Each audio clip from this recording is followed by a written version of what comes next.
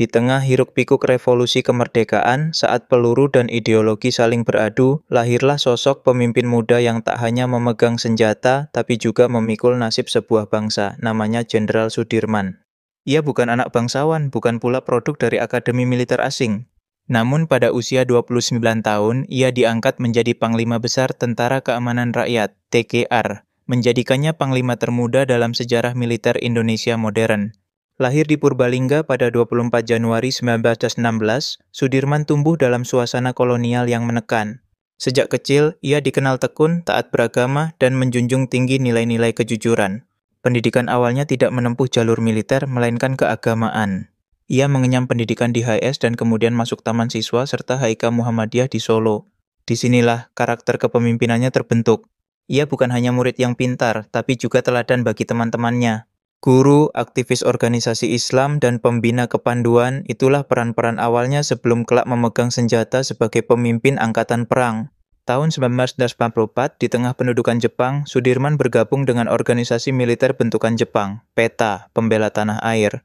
Meski PETA dibuat untuk kepentingan militer Jepang, banyak pemuda Indonesia yang memanfaatkannya untuk belajar taktik dan strategi perang.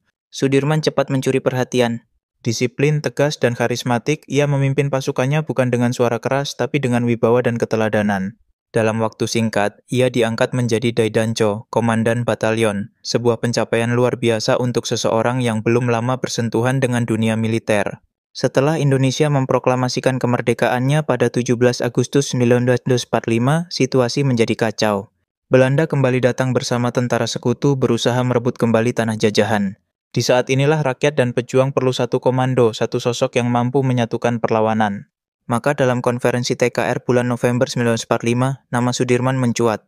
Tanpa latar belakang militer formal seperti sebagian kandidat lainnya, Sudirman justru dipilih oleh para pejuang daerah dan pasukan rakyat. Ia dianggap pemimpin sejati, pemimpin yang lahir dari bawah, yang mengerti denyut nadi rakyat.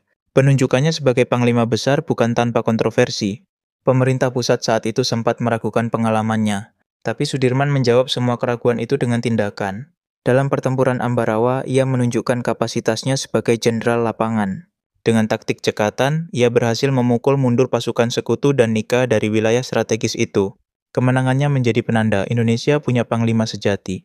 Sebagai panglima muda, Sudirman tidak hanya mengomando dari belakang meja. Ia ikut berperang, tidur bersama pasukan di hutan, makan seadanya, dan tidak pernah meninggalkan garis depan. Ini yang membuatnya sangat dihormati, bukan karena pangkatnya, tetapi karena pengorbanannya. Ketika Belanda melancarkan agresi militer PMAS dan IA, Sudirman kembali menunjukkan kepemimpinan luar biasa. Bahkan dalam kondisi sakit parah, ia tetap memimpin perang gerilya dari pedalaman Jawa Tengah dan Jawa Timur. Di Tandu, ia tetap memberi perintah. Dalam segala keterbatasan fisik, ia mampu mempertahankan semangat perlawanan. Di usia yang masih sangat muda, Sudirman tidak hanya memimpin perang, tapi membentuk karakter militer Indonesia, bersih, disiplin, dekat dengan rakyat, dan berlandaskan moral. Ia menolak perintah menyerah dari pejabat sipil saat agresi militer II, dengan alasan bahwa prajurit tidak boleh mengenal kata menyerah selama kedaulatan belum kembali ke tangan rakyat. Kisah Jenderal Sudirman adalah kisah tentang idealisme, keteguhan, dan pengabdian total. Ia tidak pernah mencari ketenaran, tapi namanya tetap abadi dalam setiap buku sejarah. Dalam usia 34 tahun saat wafatnya, ia telah mengukir warisan besar yang bahkan pemimpin dunia sekalipun akan sulit menandinginya.